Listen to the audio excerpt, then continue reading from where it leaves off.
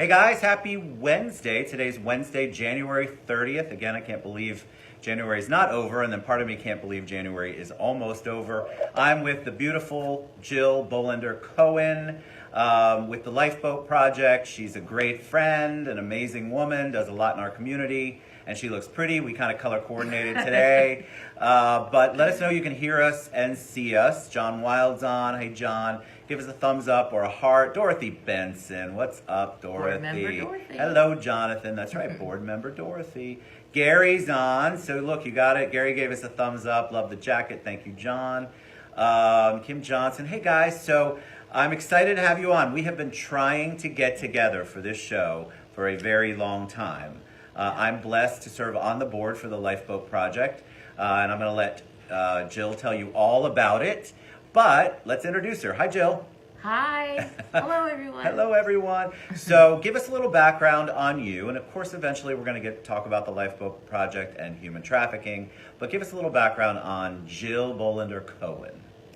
Jill Bolander Cohen. I said it right. Thank you. Yes, I was born and raised in Altamont Springs. You're a native. Yes, I am a native. Wow. I attended Lake Brantley High School, Millway Middle School. Actually, our Director of Operations, Jeff Horn, is from Millway Middle School, and we sang in the Millway Middle School choir together. Nice. That's right. You have a voice, too. Yes. You're a singer. In a previous singer. life. In a previous life. All right. But I was born and raised here in Central Florida, attended Francis Marion University in South Carolina, and have worked for my family coffee business.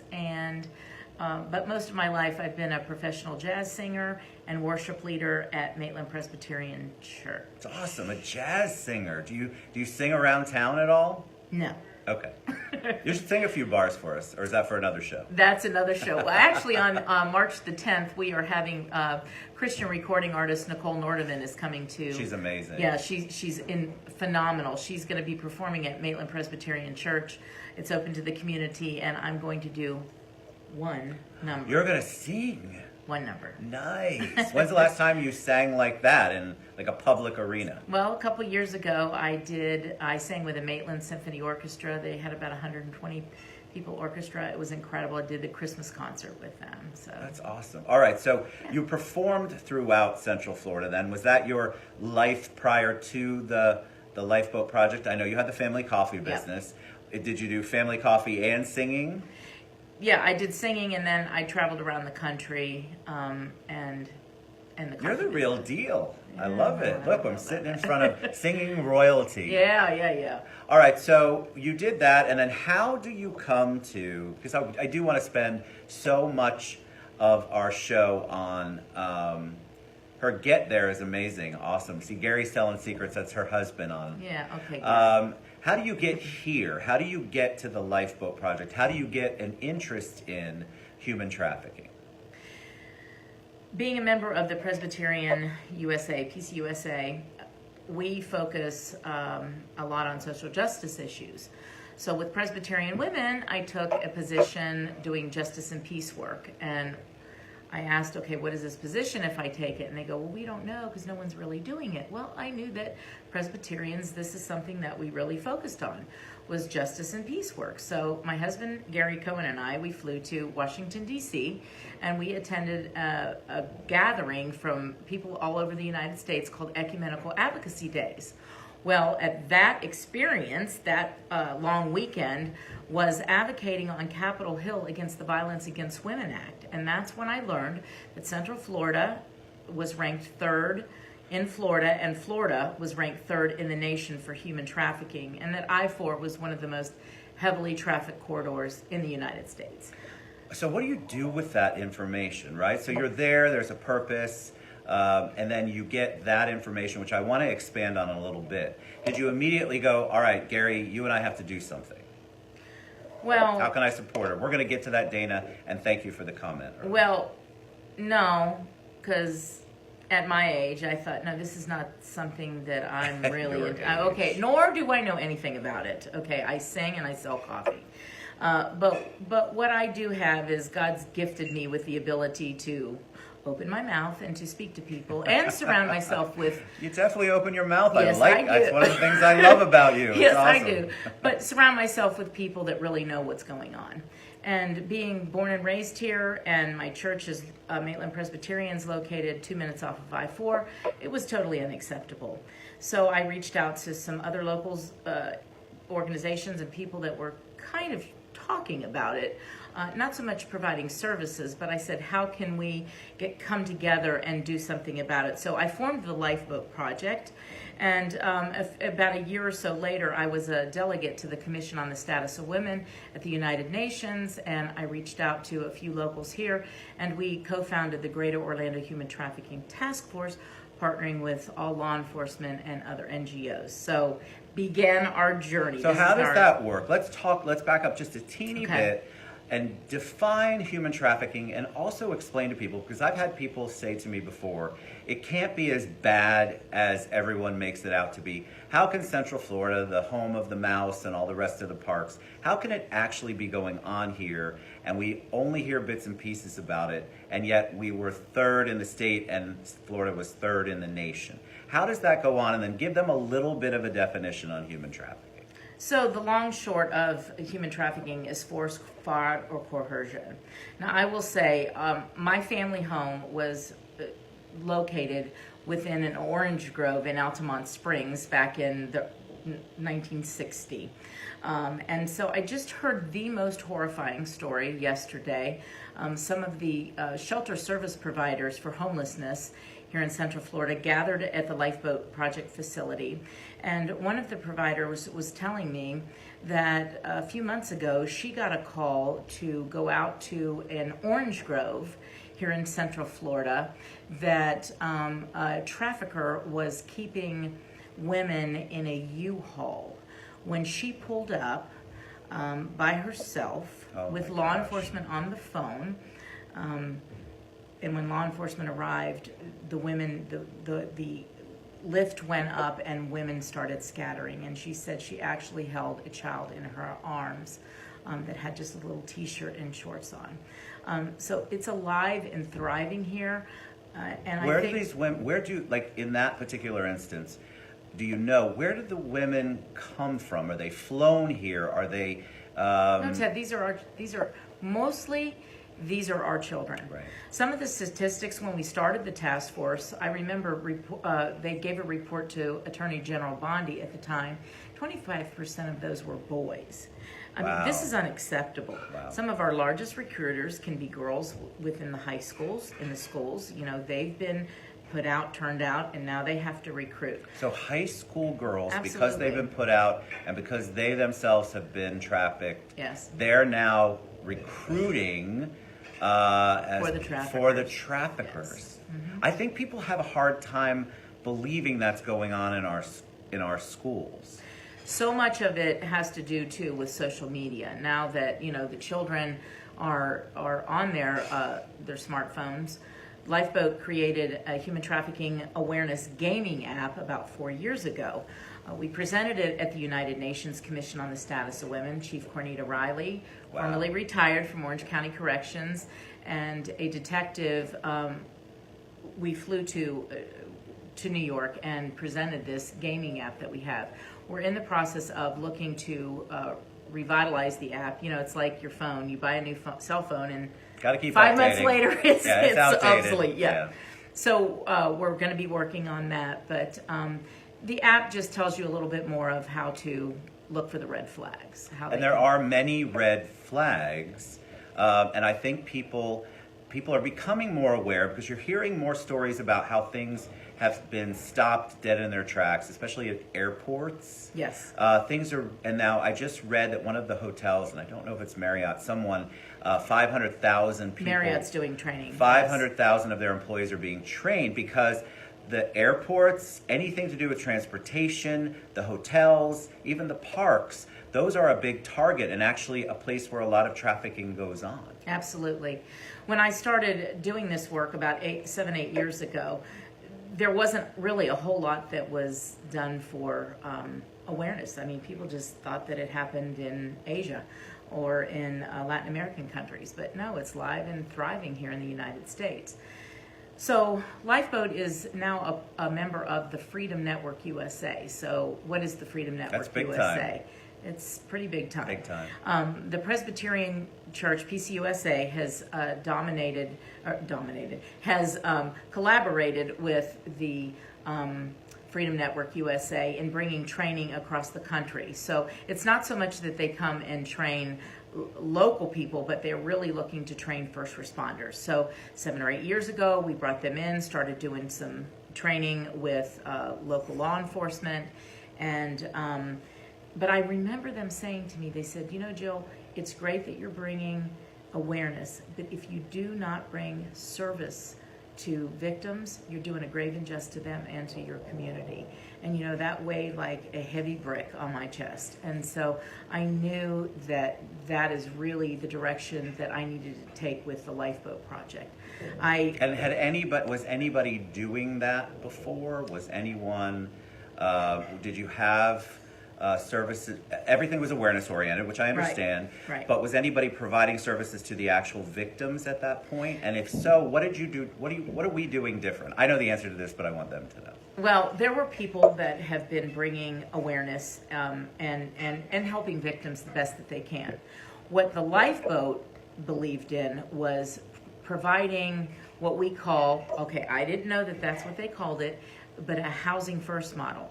I thought, you know, I was never really down with putting a bunch of victims in a house together. I believed that we needed to take and get them into housing and provide the wraparound services for them. But that's hard. How can you raise funding on a topic that people don't think is happening? And so that's where we were. Right. You know what? You know I'm a pit bull. Everybody around here knows I think that. we can tell. And I don't give up, because it's not about Jill. It's about helping the survivors the best way that we can. And now that the Lifeboat Project is a part of the Freedom Network, it has allowed us access not just here in the state of Florida, which there's only 5 service providers here in Florida, but across the nation, and access to the State Department and the Department of Justice. So we really believe in a housing first model, provide them housing and provide them wraparound services. So when you provide the housing, talk about that, and talk about you have properties you want to talk about. Let's talk about the housing part, because what happens is you can provide the services. There are, I know this from my experience and my background in mental health, that, you know, if the girls go into I'm saying girls, if the trafficked victims go in to a facility that's very lockdown oriented,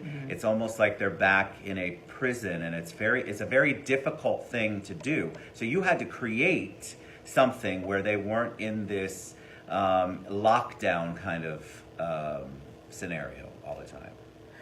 Okay, so let's go back, please. So let's remember my background: professional jazz singer, coffee slinger. I love it. That's your hashtag. What did I know? Okay.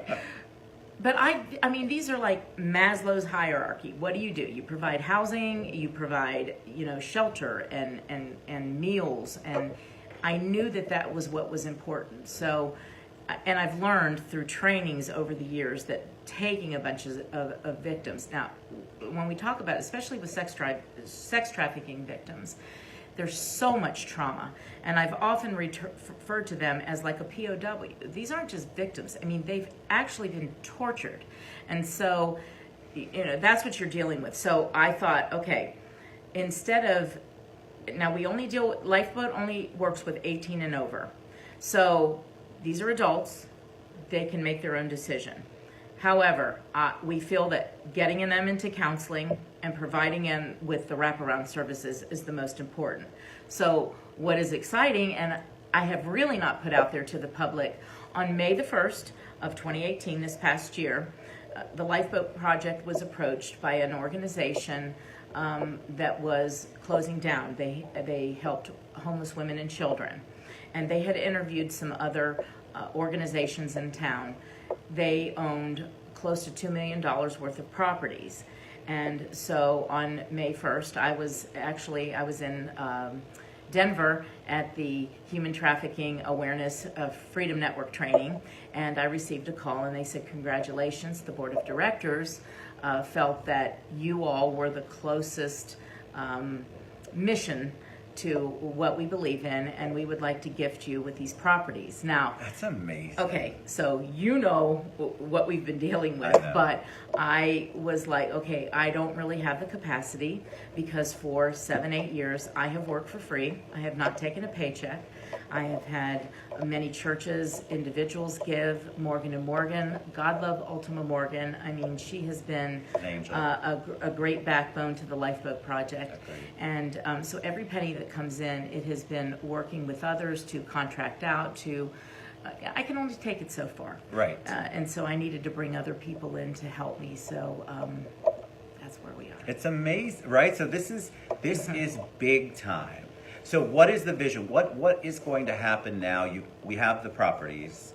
Yeah. What are we doing? What's the long term, even the short term? What's in the shorter term version and the long term vision, I should say, of what you want to accomplish? Because you said we take adults, Right.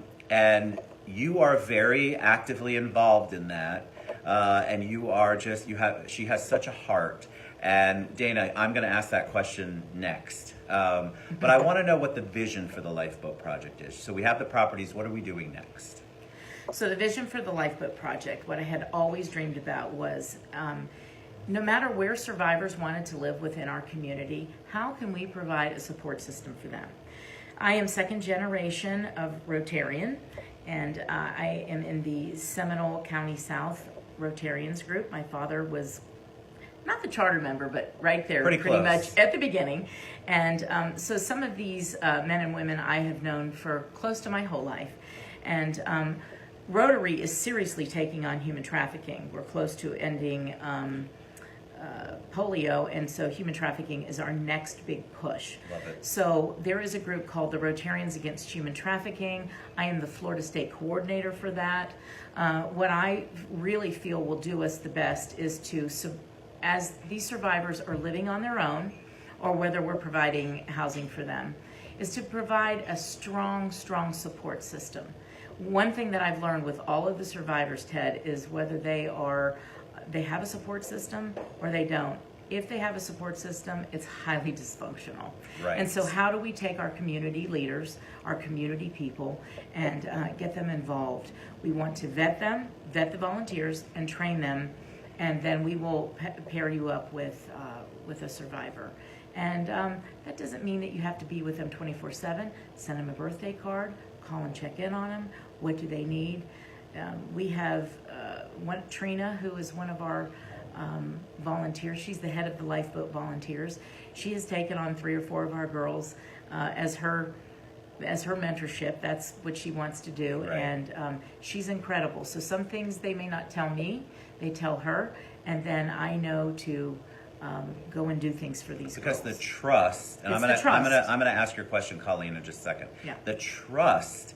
Remember, they have been broken down. I mean, you could look on the site. You can Google human trafficking.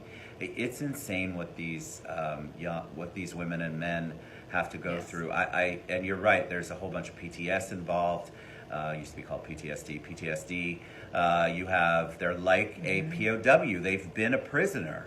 And so Colleen's question was, how long have they been, on average, how long have they been prisoners? Are these long-term? And then you kind of addressed it. How about reuniting with the families? Because if they go back with the family, like you said, there's still that dysfunctional. And so how long have many of these people been by the time they get to you? Well, they're all different cases. I mean, sometimes the families are the problem. I mean, we've had foreign exchange students come from other countries that their parents have, basically sold them for a bed and breakfast. And so, guys, that is the truth. I swear, I think people sometimes listen and go, "That can't be going on," but it really is. It's going on right here in our communities. Yeah. But the one thing I will say is that our law enforcement and community leaders are really stepping up to address it. I was just at a lunch with the mayors right here at the Citrus Club that are addressing opioid. So with some of our sex trafficking survivors, those that have either been lightly persuaded into it through opioid addiction or kidnapped and shot full of heroin, the community is really taking that on head on, and I'm so excited. So That's today right, is a because the good mayor's day. council, we had a mayor's thing here at the Citrus Club, Right. where the entire topic is opioid. But remember, all of that is there's a relationship somewhere in there. It doesn't always have to be affiliated with opioid addiction, but there's certainly something going on that is making them not only a target, but making them available. Hi. You're totally fine. See, we get people here, but making it so that there's so much accessibility, and it comes from all areas. It's not. It could be on the airplane. It could be the foreign exchange student, which Jill said. It could be something going on in the high school. I mean, I think that people need to be aware. And before I forget, Dana has asked a couple of times, how can somebody that has no experience, wants to do something for the Lifeboat Project, what's the first step? Who do they reach out to? How do we get them in front of you so that they can help? Well, for many years, when I approached my husband, Gary Cohen, about, okay, God laid this on my heart, I want to start the Lifeboat Project. I was kind of waiting for him to shut me down and say, yeah, stick with coffee and singing. Yeah, that's not going to work. But he didn't. And the one thing that he asked of me was, Jill, I want you to educate, re-educate yourself on knowing about human trafficking. And, so that's what I did. So for many years, I never really asked people for funding because I was trying to figure out where is the most crucial part? What are the gaps that are missing? So now the Lifeboat Project 100% knows what we are doing. Right. Central Florida Presbytery, God love them, like the Morgans, they have been my backbone. They have given us a facility to use in Apopka. It is our corporate office.